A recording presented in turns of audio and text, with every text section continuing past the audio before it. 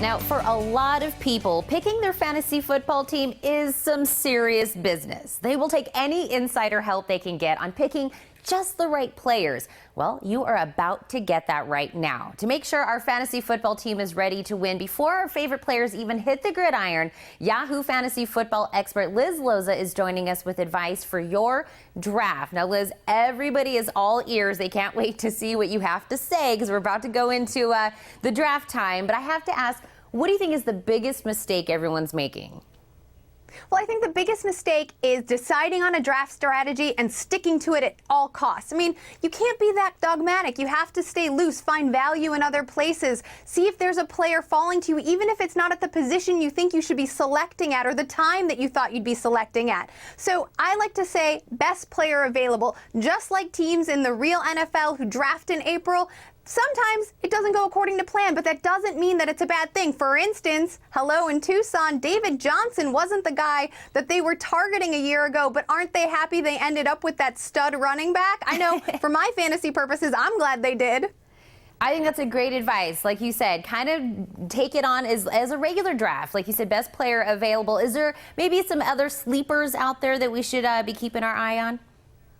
Yeah, if you're looking for sleepers, I like to go on the guys who underperformed the year before and maybe their value is dropping because they're having a little bit of that burn factor. Players aren't as willing to pick them up because they're nervous, whether it's because of injury or just, things around the team fell apart. Melvin Gordon is a guy who busted big his rookie season last year, but I think will bounce back really well in San Diego. He's a running back. I like him a lot. I like Mohamed Sanu in Atlanta, a wide receiver who was in Cincinnati last year, but now will be lining up opposite Julio Jones. Nice, steady wide receiver 3 production is what I think you can expect from him.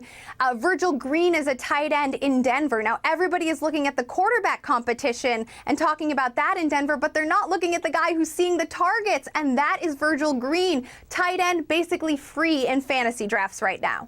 See, everybody's making a lot of notes right now, Liz. And I know we kind of hit on it a little bit earlier, but can you kind of dive back into the Cardinals? Let me know, is there anybody we should be keeping an eye on or we should definitely make sure is on our draft for our hometown Cardinals? Well, I mentioned David Johnson, and to me, he's one of the top 2 running backs that should go in the first round, an absolute stud in the making. Some people prefer Todd Gurley of the LA Rams. I think David Johnson, with his receiving ability, is a great, those 2 guys are back-to-back for me.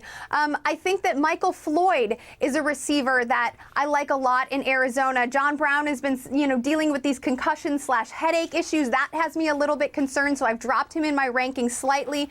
Larry Fitzgerald, a stud in the postseason, but still getting up there in age. And last season, Michael Floyd went on a tear down the stretch after he was fully healthy and recovered from that hand injury. So I think he is going to be a target monster and should be the first Cardinals wide receiver that fantasy owners target in drafts.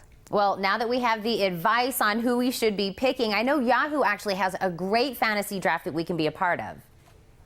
Yeah, absolutely. To start your own league, you just go to yahoofantasyfootball.com. Go ahead, draft your team, get 8 to 12 of your buddies together, draft that team, and then Yahoo will take it from there. We tabulate everything so that week to week when you're going head to head against the other people in your league, we do all the math for you. You just set it. Maybe take a little advice from all of the experts, myself included, who are writing articles and putting out videos to keep you up to date on all the goings on. And then at week 16, which is generally the fantasy football Super Bowl, one person in your league is named champion and has bragging rights for life.